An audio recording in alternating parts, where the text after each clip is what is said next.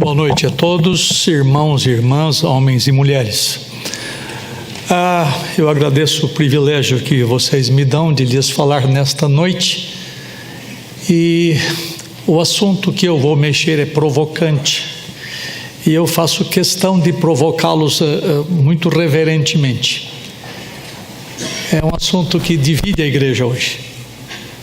Aliás, a igreja nunca pensou na verdade nesse assunto. Quando alguém levantou a lebre, testemunho de Jeová. Porque o que eu vou falar tem a ver com o ponto seguinte: se vocês forem nas igrejas de vocês e perguntar qual é o lugar definitivo de morada dos remidos, para onde eles vão e ficam eternamente, a resposta, via de regra, é céu. E eu vou nadando contra a correnteza. Céu é o lugar. No meu tempo de moço, a gente cantava assim: o céu é um lugar maravilhoso, cheio de glória. Os mais velhos se lembram disto, não é? Hoje não se canta mais pelo consumismo musical que existe na igreja cristã. Mas eu sempre aprendi que o céu é o lugar para onde todo mundo vai. Os remidos vão.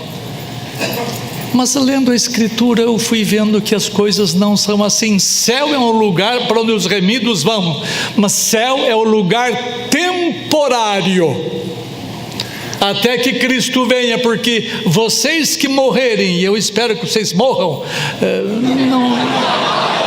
porque vocês querem ir para o céu, eu também quero ir para o céu, mas vocês não vão ficar para sempre no céu.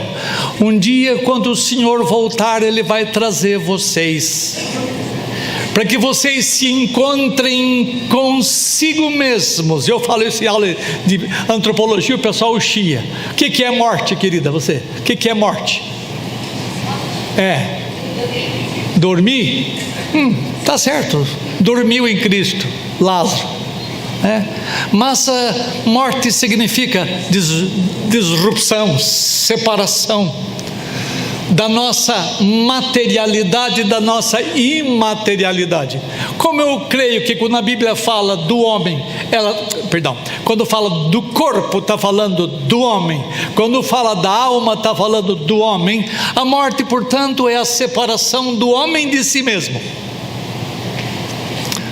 Minha mãe morreu.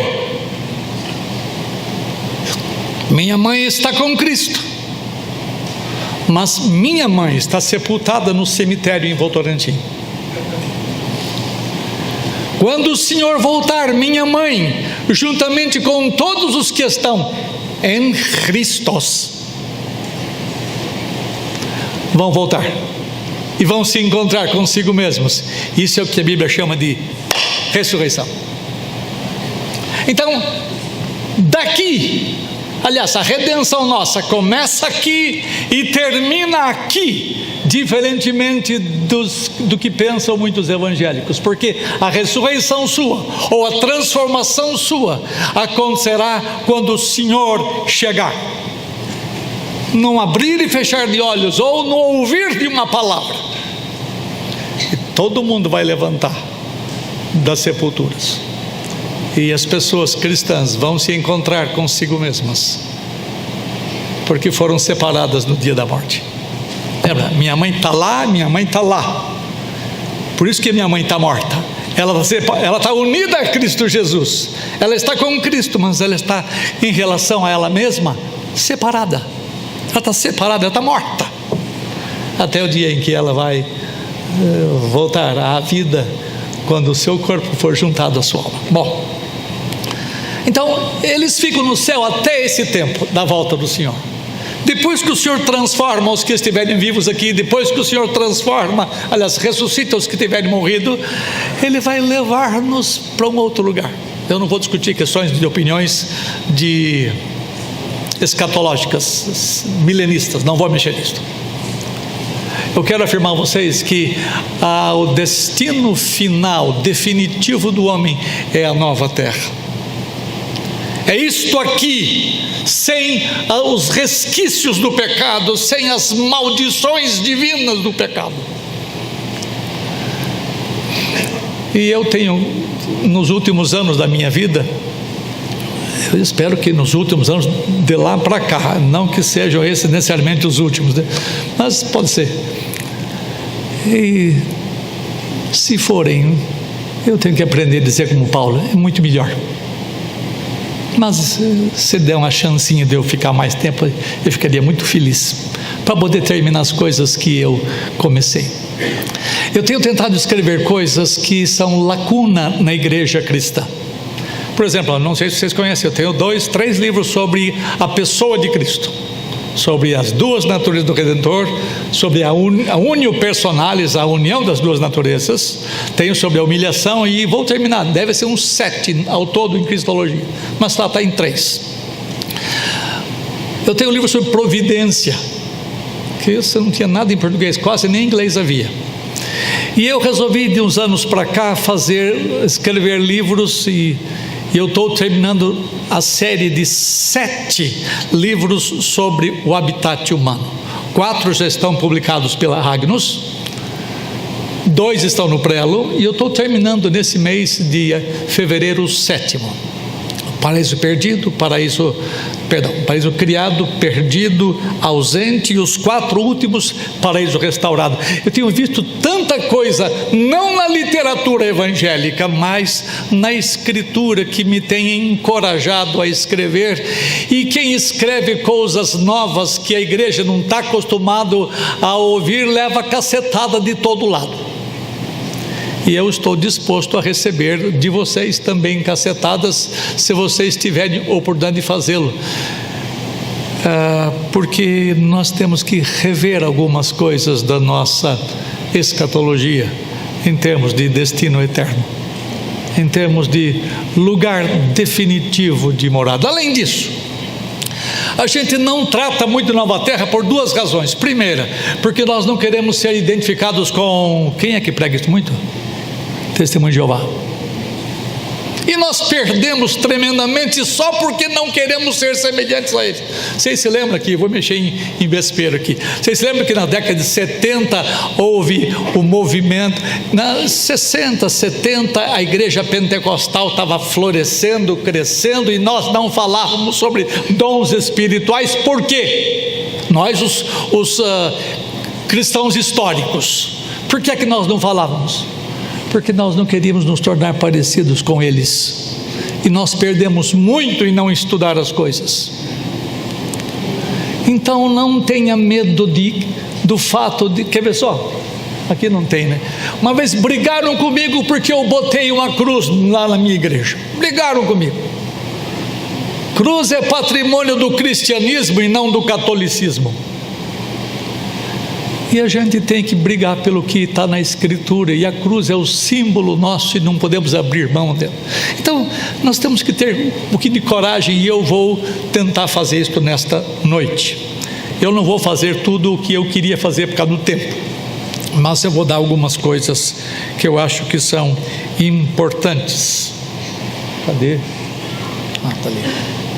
Eu vou trabalhar sobre o ensino de Jesus sobre o casamento no porvir. Esse é sarna para se coçar. Existe uma corrente muito comum e coesa na igreja evangélica com respeito à concordância sobre o casamento de Cristo com sua igreja. Ninguém de nós quebra o pau com o fato de que o noivo casará com a noiva, não é verdade? Isso está lá no Antigo Testamento, está no Novo Testamento. Vocês talvez nunca tenham visto assim, nunca tenham percebido muito claramente. Por exemplo, Jeremias 2 fala assim: lembro-me de ti no tempo quando tu... falando a Israel, lembro-me de ti no tempo quando tu eras jovem, e do teu amor de noiva. Se você pega Ezequiel 16, então, é um encanto para mostrar a ligação do povo, a esposa ou a noiva do noivo, que é o Senhor. tanto o Antigo quanto o Novo Testamento. No Novo tem várias ligações de Cristo com a noiva, não vou citar aqui que vocês sabem de cor. Não tem problema nenhum com o casamento de Cristo com a noiva, mas não há concordância entre os evangélicos sobre o casamento entre filhos de Deus na era futura. Aí a briga se dá.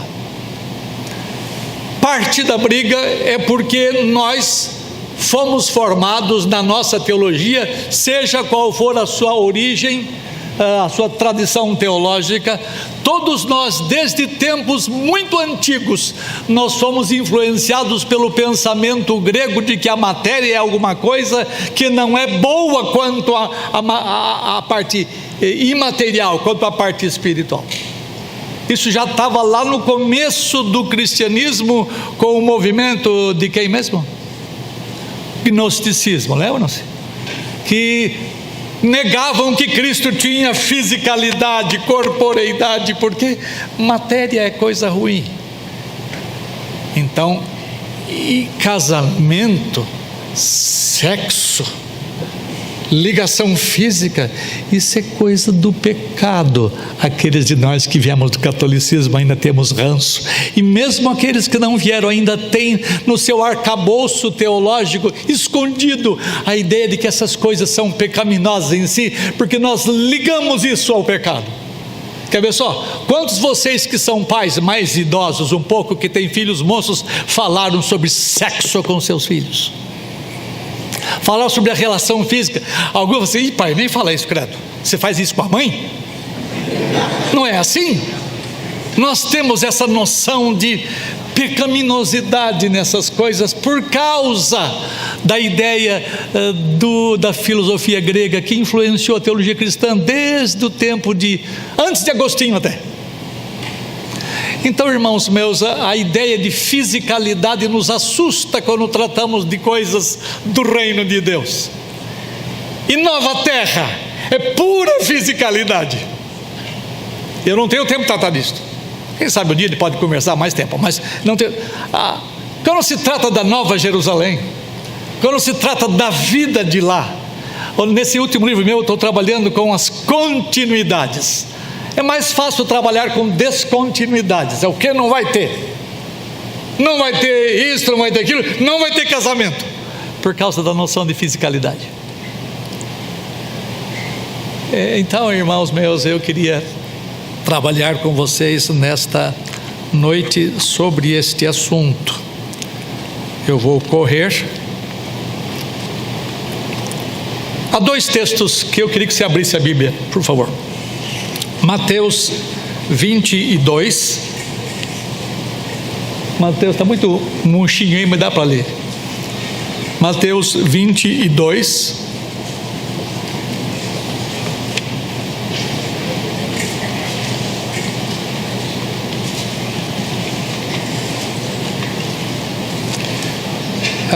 Eu sei que nós provavelmente não tenhamos a mesma versão, a mesma tradução, então eu tomo a liberdade de lê-la sozinho e vocês me acompanhem silenciosamente. Mateus 22, versículos 23 a 33.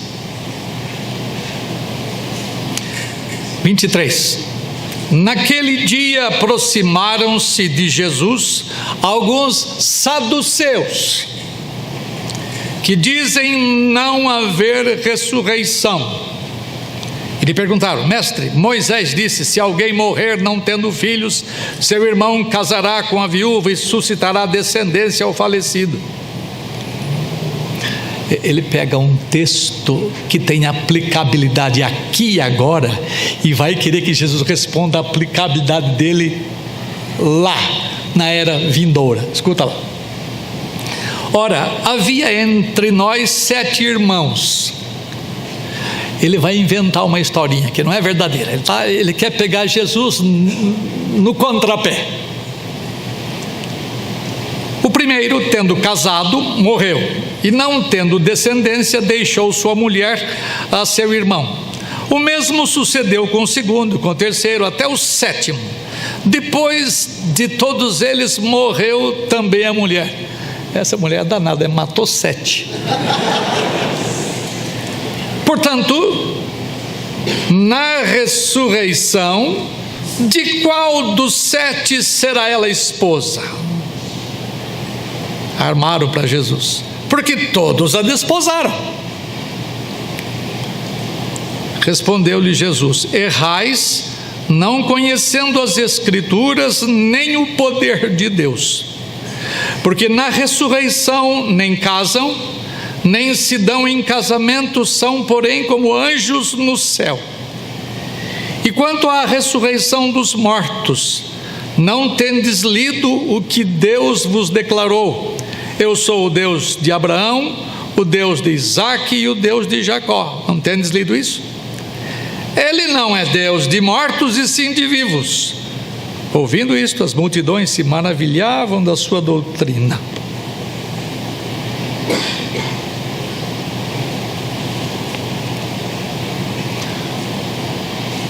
Eu sempre defendi muito particularmente, muito privadamente, a ideia de família. Eu tenho razões bastante que eu não tenho condições de mostrar aqui, inclusive razões escriturísticas, para que, com a ideia de que a família vai continuar a existir. Se tivermos tempo, a gente mexe um pouquinho nisso, tá? Sempre, mas eu nunca tive coragem de expressar, de abrir publicamente essa ideia, porque tinha um texto que me atrapalhava. Esse texto me dava dor de cabeça. Veja aqui, porque na ressurreição nem casam, nem se dão em casamento, porque são, porém, como anjos no céu. E aquilo me calou por longo tempo. Por quê? Porque eu tinha na mente uma ideia de ressurreição e ficava empacado naquela ideia. E eu descobri alguma coisa ultimamente, escrevendo este livro, para eu me virar. Às vezes a gente vai à Escritura para arranchar coisa para a gente poder ter razão, dar razão da esperança que há em nós, mas tem hora que não dá. Mas a hora que alguma luz aparece, é porque eu não entendia a frase de Jesus. Eu vou mexer nela daqui a pouco. Então eu fiquei claudicando muito tempo sobre pregar, ensinar na igreja e no seminário esta matéria. Bem, Jesus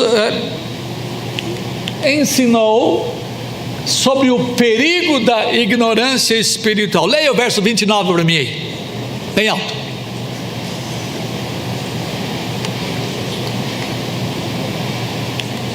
Aqui, ó. Respondeu-lhe Jesus: errais. Quer dizer, quando eles formularam a historinha, de quem é que ela vai ser marido, já que ela casou com 7? Errais, não conhecendo as Escrituras, nem o poder de Deus. Aliás, a ignorância do ensino geral da Escritura, em muitos aspectos, é patente na vida cristã da igreja contemporânea. Nós estamos 20 séculos depois da vida do Redentor. A esta altura, como disse o escritor dos Hebreus, devíamos ser mestres, devíamos conhecer, porque nós temos tudo quanto é ferramenta. Vocês têm computador na aula, não tem, doutor? Tem, você pode consultar um monte de coisa. Você tem livros na internet que nunca nós, os mais usados, tivemos. E parece-me que, desculpem a minha franqueza, parece-me que o alunado está cada vez mais preguiçoso e não conhecedor da Escritura Sagrada. Perdoa-me, eu sou professor, eu conheço muitos alunos. Aí você vai dizer, isso é na presbiteriana, porque em nós não.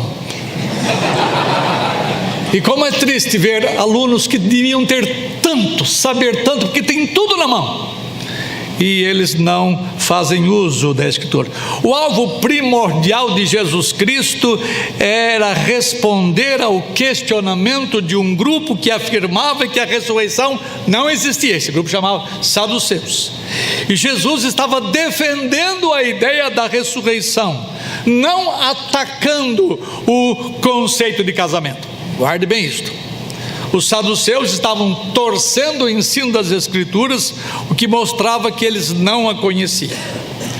O texto de Lucas, que é mais extenso do que este, é um pouquinho mais detalhado, omite essas duas cláusulas aqui, de errais não conhecendo as Escrituras e errais não conhecendo o poder de Deus. Primeiro ponto, então, o erro dos saduceus estava em não conhecerem as Escrituras sagradas. O pecado de muitos de nós ministros conservadores, e eu sou um conservador, se você quiser me chamar de fundamentalista, me chame, para mim é uma honra saber dos fundamentos da fé. Via de regra, eles olham somente para um princípio da reforma chamado sola scriptura, ou seja, nenhuma outra fonte de autoridade, a Bíblia somente. E se esquecem de olhar para um outro princípio que considero ainda mais importante, chamado tota escritura. Ou seja, você não deve ler somente a Bíblia, você deve conhecê-la na sua totalidade, você deve conhecer todo o conselho de Deus que Paulo afirma no livro de Atos dos Apóstolos. Eles possuem a Bíblia como fonte de autoridade, mas nós temos muitos irmãos nossos que não conhecem a Escritura, e eu conheço alguns ministros do Evangelho que não passariam no exame médio de Bíblia. Em outras palavras, ensinam somente a Bíblia, ou seja, o princípio da sola Escritura, mas se esquecem de ensinar a totalidade dela, que é a tota Escritura.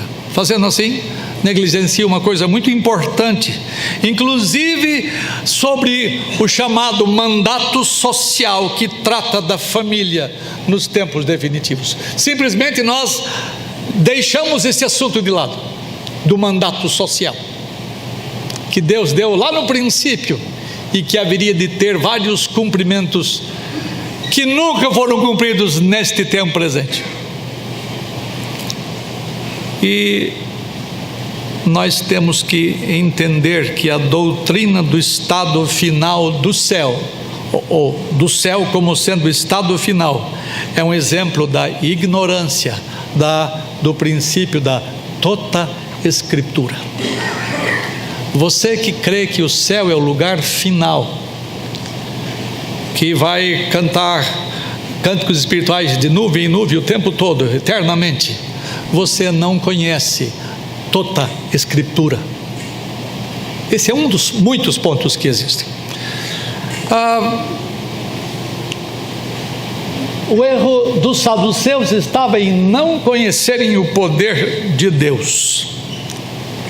Eles não sabiam quem de fato Deus era. Eles não criam na ressurreição porque não criam que Deus era poderoso para torná-los vivos. E isto realmente precisa de crer num Deus verdadeiro que pode isto. Aliás, o grande milagre de Deus é tornar a gente viva, é tornar a gente ressurreta. Eu vou falar sobre isso daqui a pouco. A ressurreição, eu vou mostrar que Jesus tinha dois conceitos sobre ressurreição. Meu ponto aqui é ressurreição, tá? E um terceiro ele admite. Escuta lá. Jesus ensinou que não existe casamento na ressurreição. Não existe. Não existe casamento no céu. Não existe casamento na era vindoura. Eu vou mexer daqui a pouco nos textos. A primeira concepção na mente de Jesus de ressurreição é a mesma coisa que geração, de novo, ou palingnesia. Era a regeneração. Veja o que o Redentor de vocês, o nosso Redentor, disse. Dá para ler? Leiam comigo, vamos lá. Em verdade,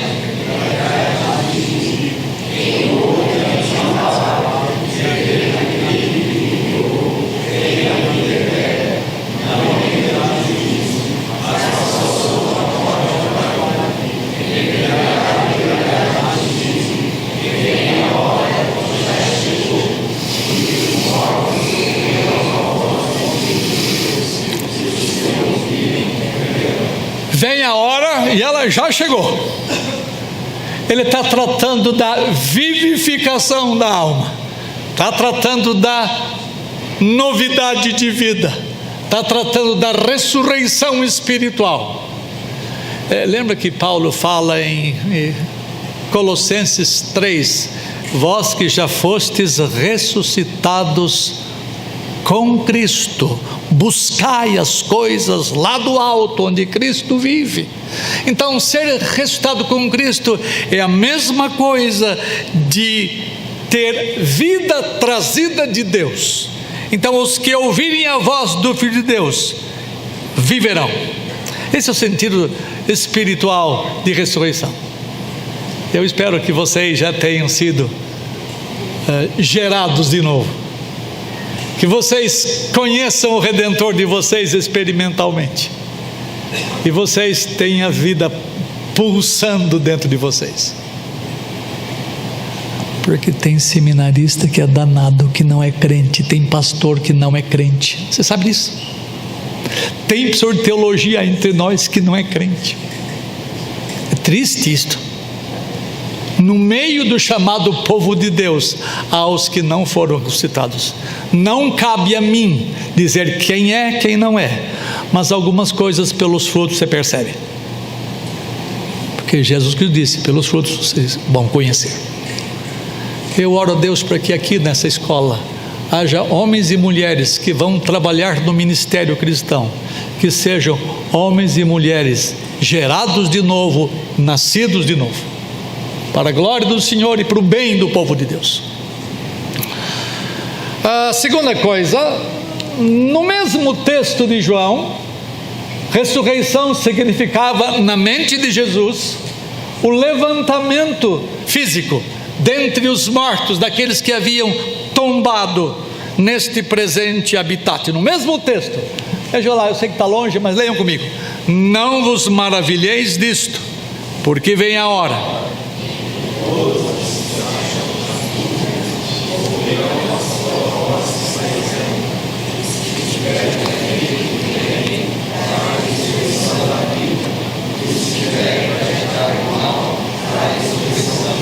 Eles estarão onde quando essa voz soar fortemente? Nos túmulos, como a minha mãe está, como os de vocês, os antepassados de vocês estão. Eles ouvirão, eu imagino que voz fantástica, eu não sei, de um poder extraordinário que faz com que crentes de toda a parte, de todos os cantos do mundo, vão ouvir a voz desse Redentor divino humano. Ou você crê nessas coisas ou cai fora, porque Jesus vai fazer isto, e Ele é verdadeiro no que diz. Então, todavia, não é nem no primeiro, nem no segundo sentido de ressurreição que os saduceus e com a anuência de Jesus falam nesses dois textos de Mateus e de Lucas. Qual é então o sentido de ressurreição no texto que nós lemos? Tem o texto aberto para você conferir. Ressurreição, e aqui vou para o meu ponto importante. Ressurreição significava, na mente dos saduceus e na admissão de Jesus, como sendo a existência da alma perante Deus após a morte. É novo isso aqui para vocês, provavelmente, mas vou justificar.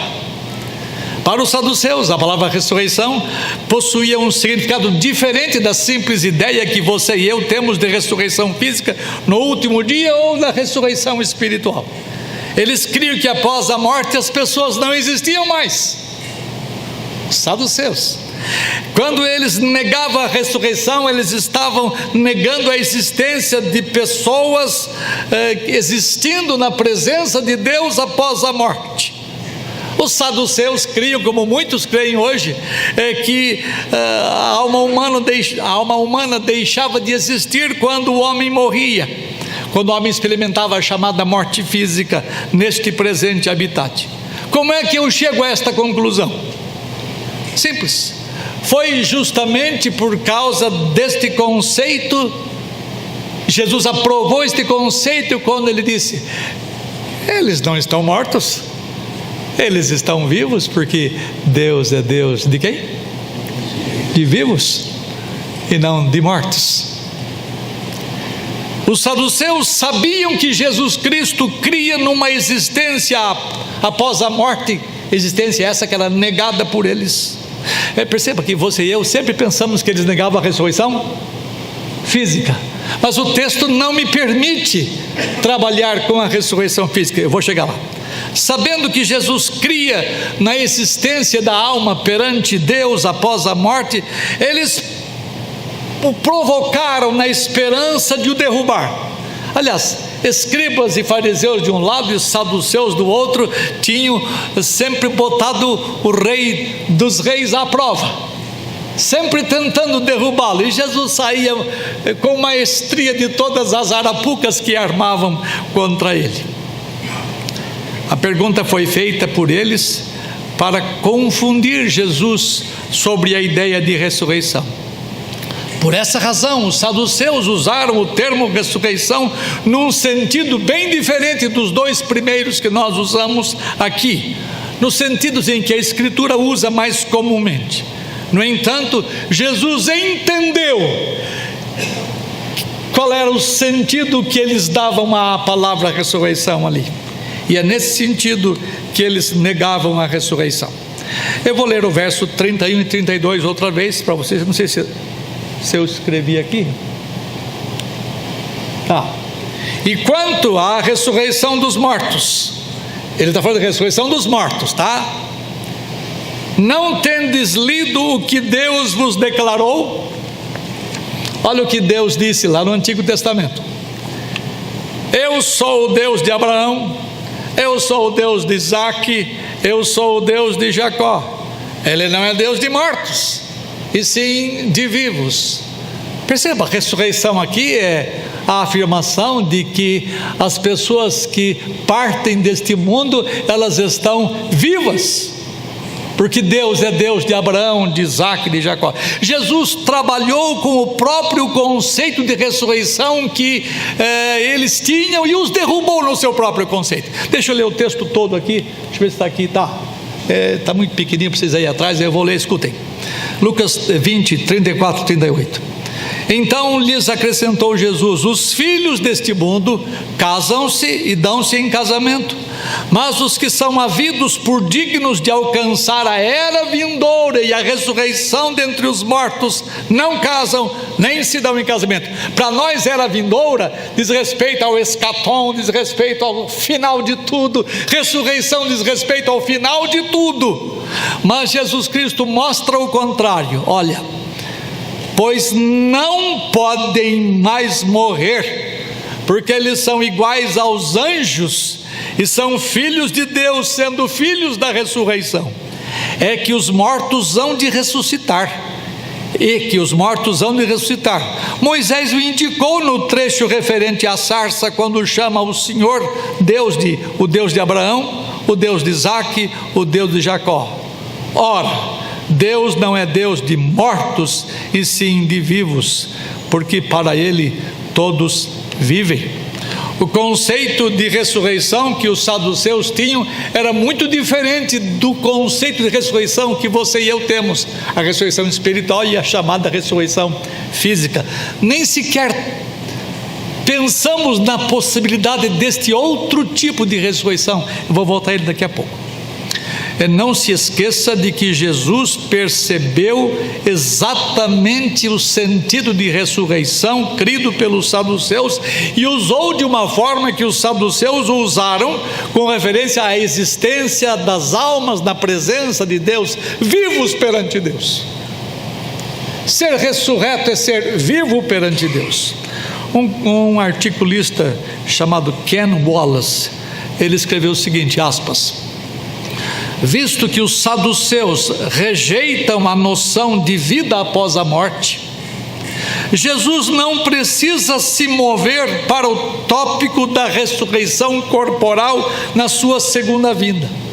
Ele vence o debate sem mesmo mencionar esse aspecto do termo ressurreição. Ele entendeu o que os saduceus queriam dizer por ressurreição. Ele disse: pois esse conceito que vocês têm, eu derrubo vocês no conceito de vocês, porque eles não precisam ressuscitar, porque eles já estão vivos, porque Deus é Deus de vivos e não Deus de mortos. Derrubou sem mesmo tratar da ressurreição física, com a qual eu debati muito no meu pastorado. Eu sempre pensei em ressurreição física, por isso que não dava certo, não encaixava a noção de família, porque eu era obediente ao texto, e eu entendia a ressurreição sempre do jeito que a gente comumente entende, e era um empecilho, era uma dor de cabeça para mim. Se eu pudesse, eu tiraria essa página da Escritura para combinar com minha teologia. Nós fazemos assim, né? Mas eu não posso fazer isso. Até que Deus me fez entender. Jesus negou, portanto, o casamento na ressurreição. O ensino de Jesus nos textos de Mateus e de Lucas que nós lemos era sobre a negação do casamento na ressurreição no céu. Lembra, não se esqueça de uma coisa: são termos que devem estar juntados. Por exemplo, céu é o lugar da ressurreição.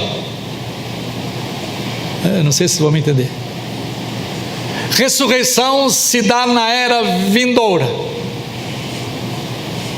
Eu estou confundindo vocês. Só que ressurreição se dá no estado intermediário. Portanto, o estado intermediário é aquele lugar onde as pessoas estão ressurretas, estão vivas perante Deus, na presença de Deus.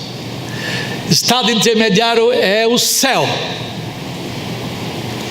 E estado intermediário é a era vindoura, da qual Lucas falou, citando Jesus Cristo. Os cristãos, os homens a que os saduceus se referiram, os maridos, eles já estavam vivos na história de Jesus, eles não precisavam se casar. Para que eles se casassem, ou para que os remidos se casassem, teria que haver união dos corpos deles com as almas deles. E enquanto eles estão no céu, ou seja, enquanto eles estão no estado intermediário, ou seja, enquanto eles estão na era vindoura, eles não precisam se casar, porque lhes falta a sua real e genuína corporeidade, e não tem casamento sem isto. Eu não vou discutir aqui, só vou afirmar, depois vocês se virem. Eu passei a crer de algum tempo para cá que é possível que lá no céu, no estado intermediário, na era vindoura, no tempo da ressurreição, é possível que os remidos tenham lá, atenção, tenham lá um corpo provisório, temporário. É possível, eu não estou afirmando categoricamente. Essa é a matéria para uma aula, para um estudo, é muito interessante. Por que eu digo isso? Porque há várias dicas na Escritura sobre isso. Uma delas é o fato de, no Monte da Transfiguração, aparecerem dois caras lá. Quem eram? Moisés e Elias. Moisés já tinha ido para Cucuia, tinha morrido. Alguns falam, Elias não morreu, subiu de... Não, ele não subiu com tudo, não. Porque ninguém é perfeito no seu corpo lá. Se alguém está lá com seu corpo real, genuíno, original, Jesus Cristo não é mais primícia dos que dormem. Então eles apareceram e viram Moisés e Elias. Havia alguma coisa que os fazia lembrar quem era. É verdade que não tinha e-mail, não tinha hashtag, não tinha esses que passam fotografia, né? Não tinha, ninguém sabia exatamente, mas Jesus identificou. E eles viram que era Moisés e Elias. Então o Pedrão foi lá e falou assim, vamos fazer 3 tendas, uma para ti, outra para... Ele quis que aqueles 2 personagens, um da lei e outro do profetismo, Antigo Testamento, ficassem com eles ali. Então, entre essas, essa é uma das dicas, que é possível que eles tenham um corpo temporário provisório. Vocês já viram textos que falam sobre a nova terra, sobre o céu, lá na Nova Jerusalém, que o Senhor está construindo, pessoas vestidas de branco, porque tiveram a sua vida lavada no sangue do Cordeiro, já lembra disso, né? Você imagina uns cabidões andando no céu assim? Não, era gente, um corpo. Eu acredito que corpo provisório, temporário, para poderem se comunicar, porque quando nós morremos, ou quando o nosso espírito se separa do nosso corpo, nós não podemos falar. Deus é o único que não precisa de pregas vocais para falar. Todos nós precisamos. Para você falar, comunicar, interagir, você precisa ter alguma coisa. Então, anjos, quando falam em português, eles tomam forma. Deus, quando falava a nossa língua, Ele tomou forma, ainda que Ele não precisasse, mas tomou forma por causa de nós. São chamadas teofanias, vocês sabem muito bem disso. Então, eu creio que pode haver a possibilidade. Eu não dogmatizo, eu não torno axiomática essa asserção minha, tá? É uma possibilidade. Mas eles não possuíam, os que estão na glória celestial, na era vindoura, eles não possuíam um corpo genuíno. Para ser honesto, eles não possuíam o seu DNA lá, porque o DNA nosso é a nossa identidade de indivíduo, como indivíduos da raça humana. Se lembra que Deus apareceu nos carvalhais de Manre a Abraão? Ele comeu churrasco, coalhada. Lembra lá, está lá em Gênesis 18, clarinho. 3 homens, 2 eram anjos e 1 era o Senhor. Se a gente pudesse ir lá, pegar um pedacinho de pelo ou fio de cabelo e botasse no microscópio ou em outro aparelho qualquer para ver o DNA, não tinha DNA, porque Deus não é parte da raça. Deus não tem identidade humana. A forma que Ele tomava era temporária. Agora, se você for lá no céu e pegar um cabelo de nosso Senhor Jesus Cristo, você vai encontrar o DNA dele. Você vai ver que ele é filho de Maria, não dos católicos. Que ele veio da raça humana, ele era membro da raça humana, ele era um de nós.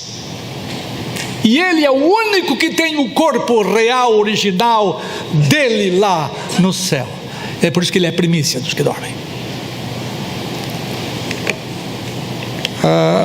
Além disso, você não pode se esquecer de que a ressurreição física dos remidos se dará no último dia, aqui, nesta presente terra, não na nova terra. Deixa eu só ler um pouquinho mais aqui. Então lhes acrescentou Jesus: os filhos deste mundo casam-se e dão-se em casamento, mas os que são havidos por dignos de alcançar a era vindoura e a ressurreição, porque a ressurreição se dá na era vindoura, isto é, no estado intermediário, no céu. Por isso que no céu não tem casamento. Toda a obra redentora do Senhor acontecerá aqui neste presente habitat, não no céu, nem na nova terra. Nós não nos casaremos após a ressurreição, aqui neste mundo, enquanto estivermos neste habitat amaldiçoado. Terceira coisa, eu quero correr, que o tempo está voando. Jesus ensinou que os vivos são como anjos do céu, que não se casam, nem se dão em casamento. Está aí a afirmação dele. São, porém, não se casam, na ressurreição, nem se dão em casamento. São, porém, como anjos do céu. Atenção, os anjos são seres eminentemente espirituais. Quem diz isso é o escritor de Hebreus, do capítulo 1, verso 14. Não possuem corporeidade, não possuem fisicalidade. Quando eles se comunicam com os homens, eles sempre adquirem uma forma, de tal forma que os homens possam ver, possam até tocar, possam conversar com eles, possam ouvi-los. E eles são vistos com corpos, mas o corpo deles não é parte essencial deles. A gente chama isso em teologia de angelofania. Os remidos, os cristãos remidos, por sua vez, eles são seres corpóreos. Aliás, uma parte que você mais ama em você é o seu corpo. Quando você vai para o culto ou vai para um lugar importante, você não limpa muito a sua alma, você limpa bem o seu corpo, você penteia, você fica lá, bota bob na cabeça e bota coisa, e gasta um tempo desgraçado para enfeitar o seu corpo. O corpo é importante de você, ele é parte vital sua, ele é parte essencial sua. Essencial é alguma coisa que não pode faltar, e o corpo não pode faltar em nós, do contrário, não seremos homens. Por isso que eu disse que quando o homem morre, o homem vai para o céu, mas o homem também vai para a sepultura, porque a morte é a separação do homem de si mesmo. No entanto, é até possível, eu disse há pouco, que os remidos lá na era vindoura, no céu, venham a ter um corpo provisório, mas sem quaisquer capacidades de casamento, ou de procriação, ou de real sexualidade. Nesse tempo provisório, eles não possuem noção dessas coisas, porque casamento, no sentido em que nós entendemos, e no sentido que os caras quiseram derrubar Jesus, implica em real corporeidade, em capacidade de procriação. Vou repetir mais uma vez o texto, porque é importante. Então lhes acrescentou Jesus: os filhos deste mundo casam-se, dão-se em casamento, mas os que são havidos por dignos de alcançar a era vindoura e a ressurreição não se casam nem se dão em casamento. Lembre, o DNA, isso hoje é provado cientificamente, é a nossa identidade como seres humanos, e é fantástico como Deus fez isso. E os cientistas veem isso e acham uma maravilha, mas nunca atribuem a Deus, e nós temos que atribuir a Deus isso. Isso não nasce ao acaso, isso não evolui.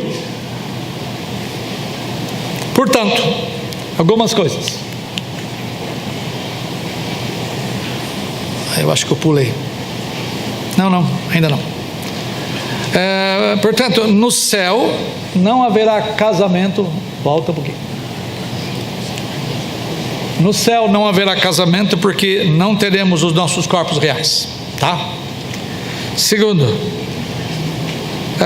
Jesus está tratando da ideia de casamento no estado intermediário, no céu, na era vindoura, não na nova terra.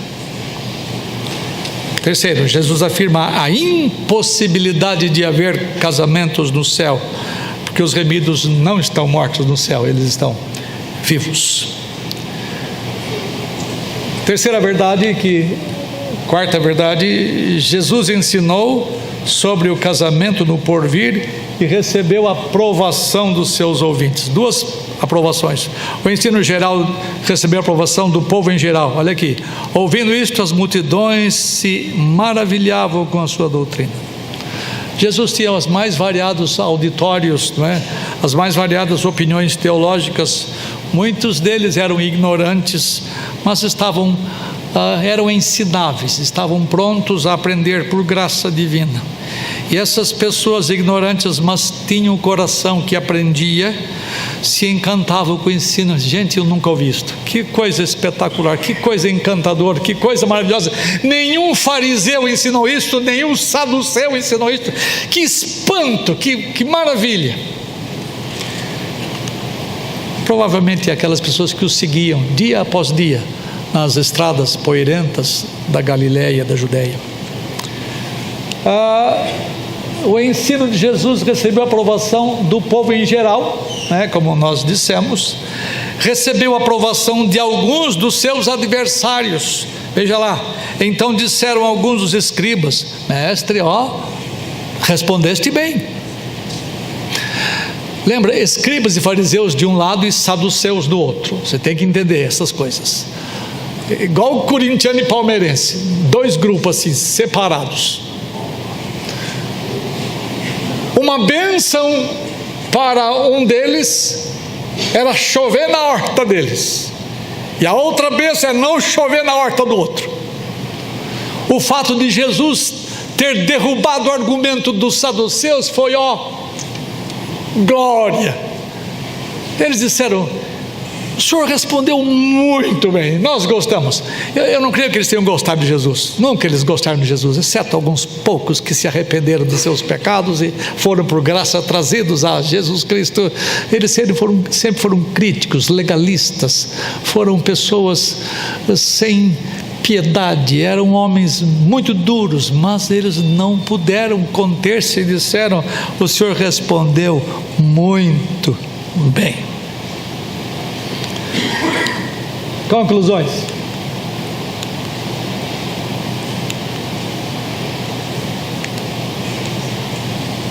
A história vai longe, mas eu tenho que parar. Lembra, os textos de Mateus, em primeiro lugar, estão dizendo que Mateus e Lucas estão dizendo que ressurreição aqui nesses textos não é ressurreição espiritual, não é ressurreição física. É o que, meu filho? Se você não responder, eu vou dizer: picou fumo, errou. Alguém responde. O que ressurreição significa no conceito dos saduceus e na anuência de Jesus? Significa estar vivo na presença de Deus, a existência da alma após a morte em vida. Por isso que o Senhor disse: Ele é Deus de vivos, não de mortos. Esta é a ideia dos fariseus. A referência, segunda coisa, a referência ao céu é a mesma coisa que referência à existência da alma após a morte, ou o período chamado de escatologia, do estado intermediário, ou ainda terra, a era vindoura. Terceira coisa, Jesus não está usando nessas passagens o termo ressurreição. Vou repetir, sou repeticioso. Com referência a pessoas fisicamente ressuscitadas, nem pessoas espiritualmente ressuscitadas. Ele está se referindo àqueles que desfrutavam da vida na presença de Deus.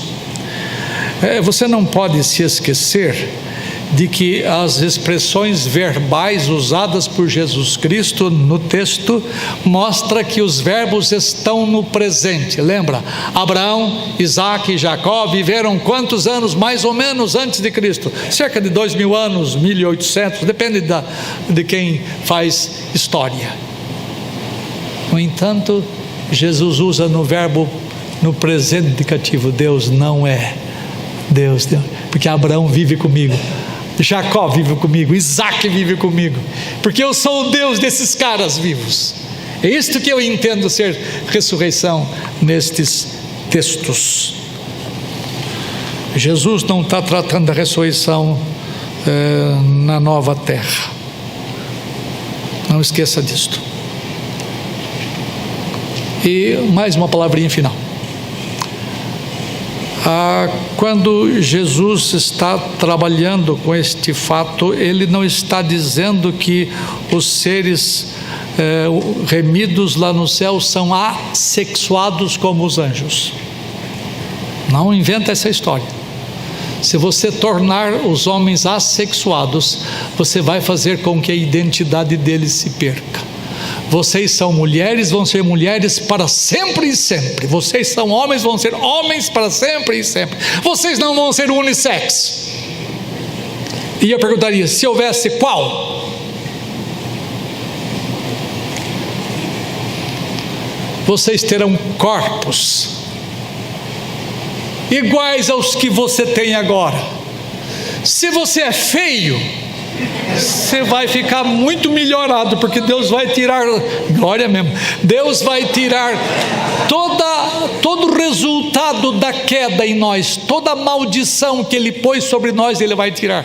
Ele vai tirar todas as nossas enfermidades, todos os nossos defeitos, todas as coisas que são em última instância resultado da queda. Deus vai tirar.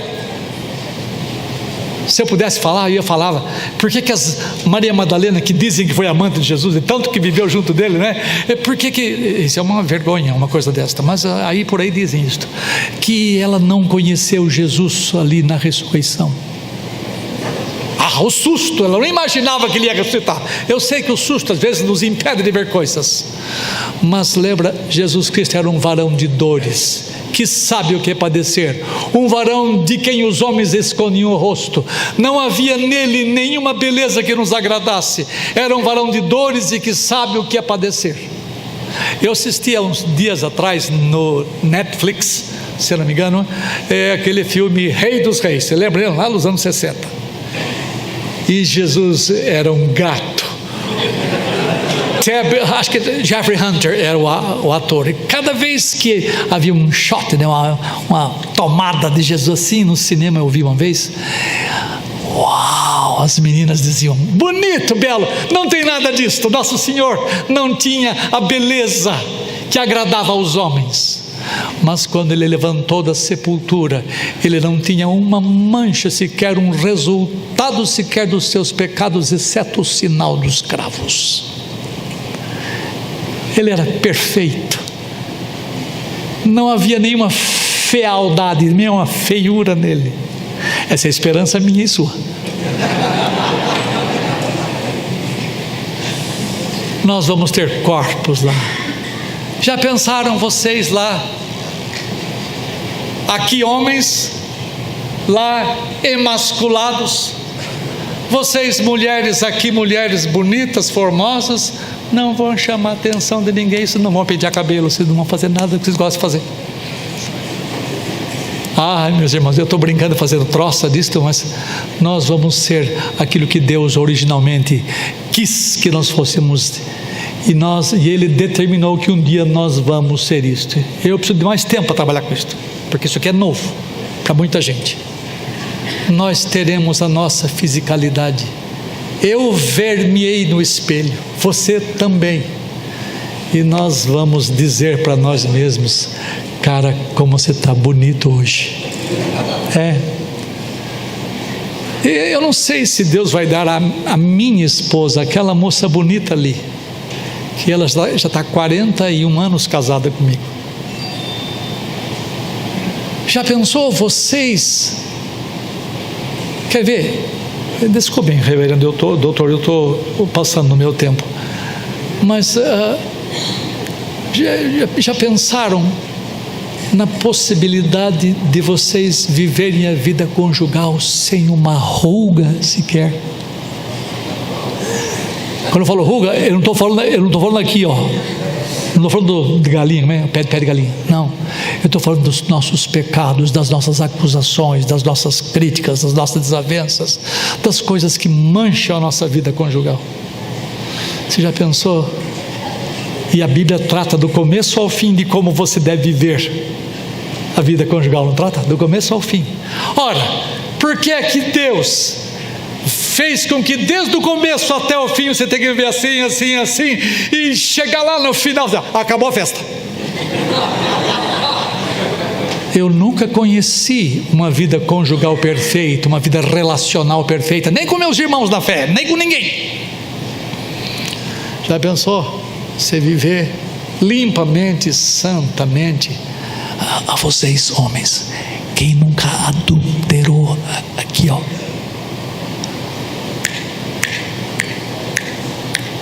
muitas vezes nós fomos desleais. Mulher também faz isso, mas nós somos especialistas, pós-graduação nessa área. Irmãos meus, já pensaram vocês terem famílias onde vocês vivem santamente, limpamente? Deus não fez as coisas para jogar fora tudo depois. Aliás, a família é a instituição mais importante deste mundo, mais do que a igreja. Quando eu falo igreja, estou dizendo congregações locais, porque todos que creem em Cristo, que estão em Cristo, são parte da igreja. Vocês já pensaram, esta mais importante célula máter da sociedade ser desfeita? E nós pensamos assim. Eu estou desafiando vocês, estou provocando vocês, para que vocês venham a pensar nessa possibilidade. Há outras coisas que eu queria dizer, mas eu não tenho tempo de fazê-lo. Eram 26 folhas, estou na 12. Só nesse assunto. Eu queria que vocês viessem a pensar, gente, o destino definitivo nosso é a nova terra. Os meus 4 últimos livros tratam disto. E eu queria que vocês lessem isto e um dia me confrontassem, um dia trabalhassem comigo, porque a gente aprende na conversa, na interação. E quem escreve por primeiro sempre apanha. Eu estou dando a cara para bater. Então, se vocês quiserem conversar sobre essa matéria, um dia a gente pode voltar a conversar. Eu espero um dia que vocês tenham casamentos felizes. Aliás, vocês solteiros e solteiras que nunca se casaram, e alguns de vocês nunca se casarão, não é praga, porque não tem tantos homens na igreja para vocês, meninas. É verdade. Deus vai ser bondoso com vocês lá. Isso é apenas apenas uma dica. Seja Deus gracioso com vocês e os abençoe, e faça resplandecer o seu rosto sobre vocês, e lhes dê a paz. E mais uma coisa, o conhecimento de toda a Escritura. Muito obrigado.